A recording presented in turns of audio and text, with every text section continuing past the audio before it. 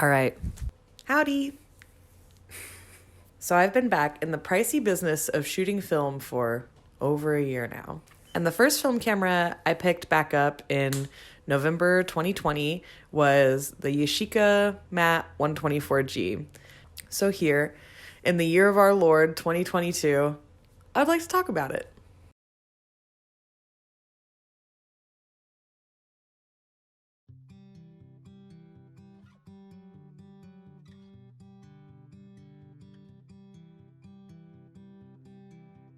I actually picked this camera up 5 or 6 or 7 years ago. It was the very last day of a tour I was on, and it was at an antique mall. I got it for seemingly mint condition for $189, which at the time felt like a lot, but now is a steal. I didn't really shoot it when I got it. I wasn't shooting a ton of film at the time, generally. I put it on a shelf and I thought, cool, I'll get to that. I'll shoot some medium format. That'll be fun. But it took me a while until, just last year, I had been focusing on digital photography and building up my digital kit.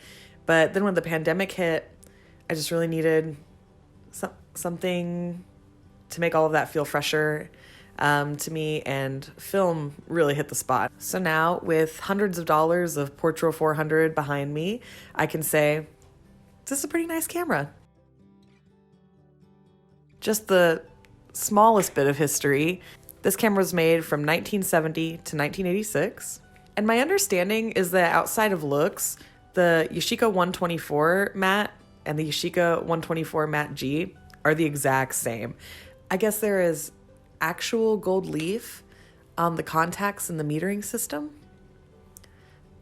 But my metering system does not work on mine.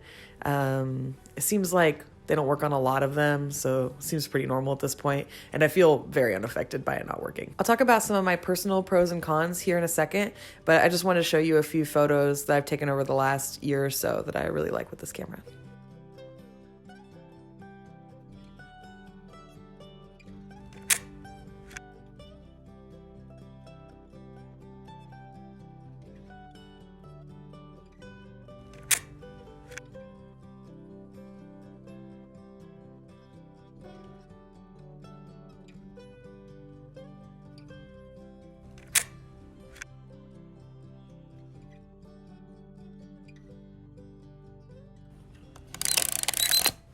Pros.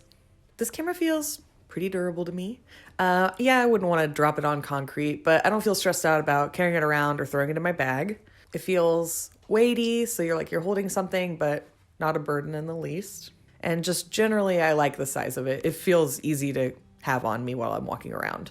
The lens is impressively sharp in my opinion. The taking lens is a Yashica 80mm with a 3.5 f-stop. So you can get down plenty low to get that really beautiful separation of background that you love on medium format.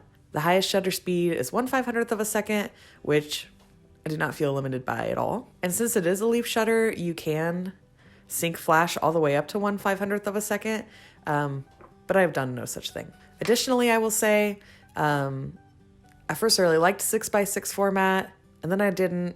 And recently I've really come back around. I'm going to show a couple rolls here at the end of the video of more recent photos I've taken. And there's something about the 6x6 format that feels really natural for just walking around and taking photos of my neighborhood, like houses and like little details and things. 6x6. Love it or hate it, or feel fine about it. Those are the options. And if you are looking for your first medium format camera, I would suggest a TLR just because there's such a huge range of them, and some of them are cheaper, but more so than anything, because looking down the ground glass is such a move away from shooting 35mm SLRs, and I think can be really inspiring and exciting. Highly suggested. Cons. I really only have 2 negatives about this camera, and one of them is incredibly superficial. The shutter sound is super, super quiet, and it really bears no resistance to when you hit it, so you kind of feel like you're doing nothing when you take a photo, and it makes me feel like every time I take a photo that it was a mistake. Does that make sense? I don't know if it makes sense, but it's how I feel. My other negative is that the ground glass, while very nice, is a little dim. I can't say compared to other TLRs because I really haven't shot any other ones. So I am really just comparing it to my RZ67, which feels cruel at best. If you were telling me that you wish the ground glass was brighter, I would say you should buy a new ground glass from Rick Olson.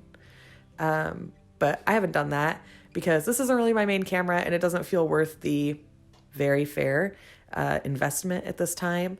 But that's definitely a great solution for that problem. And so here are some photos with video that I've taken over the past couple months. It's photos from one roll of Portra 400 and one roll of HP 5.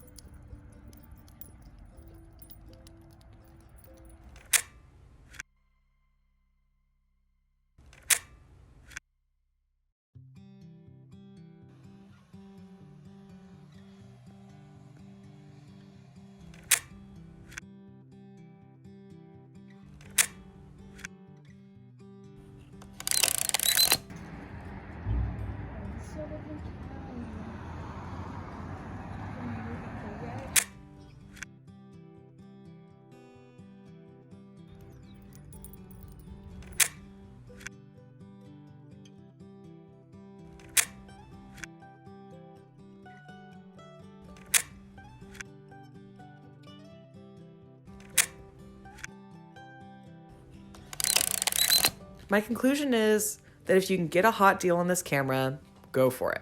Maybe get the 124 mat, save a little dough. There's so many TLRs and there are so many people love out there that come in at a much lower price tag. So I can't help but recommend those over this camera. But I really love my 124 Mat G and I would definitely encourage you to just follow your heart. If you have or have shot a TLR that you would really recommend over this camera because of price, but you feel like it compares in quality and sharpness and all of that, I would really love to hear about it. Please share it in the comments. But yeah, anyway, thanks for watching and talk to you later.